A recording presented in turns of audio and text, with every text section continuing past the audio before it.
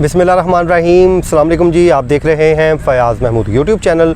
और आज़ाद कश्मीर के इंतखाबात पे हम गुज़श्ता कुछ दिनों से बात कर रहे हैं। उसकी वजह यह है कि 25 जुलाई को ये इंतखाबी मार्का होने जा रहा है। तो इससे कबल जो सियासी जो गहमा गहमी है कश्मीर में मुकम्मल तौर पे इस वक्त उरूज पे है, और जो सियासी जोड़ तोड़ का सिलसिला होता है वो भी जारी है। अगले 10 दिन इंतहाई अहम है। वो क्यों अहम है, उसके अलावा आपको याद होगा कि मैंने वीडियो की थी सरदार तनवीर इलियास और उसके अलावा बैरिस्टर जो सुल्तान हैं, सुल्तान महमूद, उनके इख्तिलाफ़ात से मुतल्लिक वीडियो की। और हमारे ये ज़राए बताते हैं कि जो हमारी वीडियो है वो हुकूमती हलकों तक पहुंची, और हुकूमती हलकों ने उसको जब देखा तो उसके बाद उस वीडियो की बुनियाद पे खलबली मची, और यूँ अब हुकूमती जो वज़रा हैं वो मुतहरिक हो गए हैं। वो क्या करने गए हैं आज़ाद कश्मीर में, इसी वीडियो में बताएंगे। जबकि TLP का जो फैक्टर है कश्मीर के इंतखाबात में, वो कैसे गेम चेंजर साबित हो सकता है, आज की इस वीडियो में हम इन 3 मौज़ूआत पे बात करेंगे। तो सबसे पहले जी हम आगाज़ करते हैं कि जो वीडियो की थी उसका मैं लिंक भी शेयर कर दूंगा अपने कमेंट बॉक्स में भी, और डिस्क्रिप्शन में भी आप देख सकेंगे। आपको याद होगा सरदार तनवीर इलियास जो पाकिस्तान तहरीक इंसाफ के रहनुमा हैं, और वो ख़ुद को क्लेम कर रहे हैं कि वो नेक्स्ट जो प्राइम मिनिस्टर हैं आज़ाद कश्मीर के वो बनेंगे। जबकि बैरिस्टर सुल्तान महमूद, उनका दावा ये है कि ये प्राइम मिनिस्टरशिप का कुरा उनके नाम का निकलने वाला है। शायद यही वजह है कि दोनों के दरमियान, आपको पता है कि जब आपका कॉम्पिटिटर मौजूद हो तो आप कोशिश ये करते हैं कि जो आपका कॉम्पिटिटर है उसको हर मैदान में शिकस्त दी जाए। तो हो भी यही रहा है कि दोनों जो उम्मीदवार हैं ना सिर्फ एक दूसरे की खुल्म खुला मुखालफत कर रहे हैं, बल्कि जहाँ पे बैरिस्टर सुल्तान महमूद का कोई हामी धड़े को टिकट मिली है वहाँ पे आज़ाद उम्मीदवार तनवीर इलियास साहब ने खड़ा कर दिया, ताकि उसको शिकस्त दे के अपने पलड़े में उस सीट को डाला जाए। और कल को जब मेरे पलड़े में ज़्यादा बंदे आ जाएंगे तो ज़ाहिर है प्राइम मिनिस्टरशिप उसे मिल जाएगी। इसी तरह इल्ज़ाम यह है कि सुल्तान महमूद साहब भी जहाँ पे उनका दावा लग रहा है वो भी कर रहे हैं।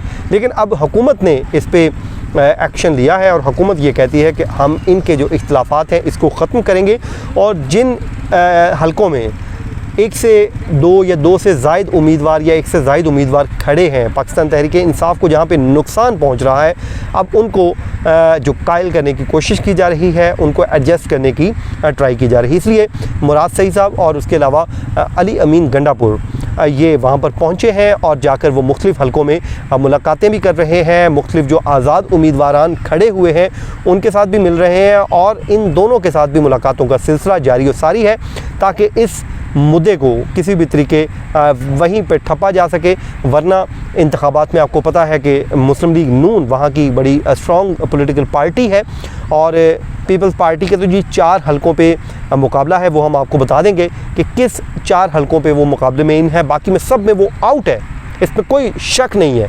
तो मुस्लिम लीग नून के साथ मुकाबला है, और आपको पता है वो सिटिंग गवर्नमेंट है और बड़े स्ट्रॉन्ग है वहाँ पे, और वो टफ जो है टाइम दे भी रहे हैं। तो शायद यही वजह है कि अब हुकूमत ये सोच रही है कि हम इस पर नेगोशिएट करें, जो लोग वहाँ पे खड़े हुए हैं उनको मनाएं, जो नाराज़ रहनुमा हैं उनको भी मनाएं, क्योंकि 10 दिन ही हैं। उसके बाद तो होना ये है कि ईद आ रही है, उसके बाद कैंपेन बंद हो जानी है, लोगों ने मसरूफ़ हो जाना है। तो आपने लोगों को जिसको कायल करना है वो अभी है। तो ये सूरत हाल कश्मीर में इस वक्त चल रही है, और देखने वाली बात ये होगी कि क्या वो राज़ी कर सकते हैं या नहीं। क्या तनवीर इलियास साहब और दूसरे जो बैरिस्टर सुल्तान महमूद साहब, इनको दोनों को एक दूसरे के साथ जफियाँ डलवा सकेंगे कि नहीं। वही जो फरदौस आशिक अवान साहब ने कहा था, पपियाँ जफियाँ चलो, पपियाँ देते नहीं लेकिन जफियाँ की पवा सकेंगे या नहीं, ये देखना होगा।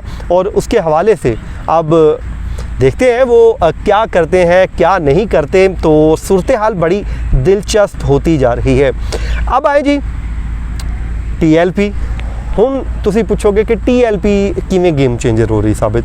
मैं अपनी पिछली वीडियो में भी बता चुका हूँ कि जनाब TLP वहाँ पे बड़ी स्ट्रॉन्ग हो रही है। मैं ये अपने पल्ले से बात नहीं कर रहा, वहाँ के जो जर्नलिस्ट हैं, जो हमारे दोस्त हैं वहाँ पे जो कवर कर रहे हैं इस पूरे इंतखाबात को, उनसे मुसलसल मैं राब्ते में हूँ, उनसे पूछ भी रहा हूँ कि भाई क्या आप क्या समझते हैं कि TLP कैसे स्ट्रॉन्ग हो रही है। तो वो ये कहते हैं जी हर हलके में जहाँ जहाँ उनका कैंडिडेट खड़ा हुआ है उनको उन लोगों की भी सपोर्ट हासिल है जो पाकिस्तान तहरीक इंसाफ के हामी हैं, पाकिस्तान मुस्लिम लीग नून के हामी हैं, या फिर पीपल्स पार्टी के हामी हैं।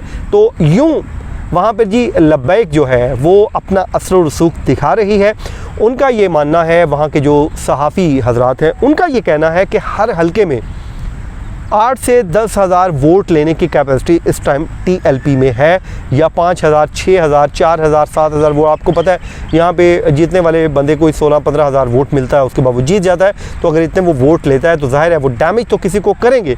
अब अगर वो इतना वोट ले जाते हैं, वो जाहिर है वो वोट किसका तोड़ेंगे। वहाँ पे दो बड़ी स्ट्रॉन्ग पार्टीज़ हैं। मुस्लिम लीग नून जाहिर है मजबूत तरीन पार्टी है वहाँ पे। पाकिस्तान तहरीक इंसाफ को एज हासिल है कि वफाकी हुकूमत उनकी है, इस वजह से वहाँ पे जो मेला है उनकी तरफ लगा हुआ है, रौनक मेला उनकी तरफ। ज़ाहिर है एक कल्चर है हमारा कि जो भी वफाकी हुकूमत होती है कश्मीर में उसी की हुकूमत बनती है। ये आपने 2011 में पीपल्स पार्टी की पाकिस्तान में यहाँ पे यानी वफाक में वर्स्टीन उनकी परफॉर्मेंस थी, बुरे तरीन हालात थे, लेकिन उसके बावजूद जीत गए।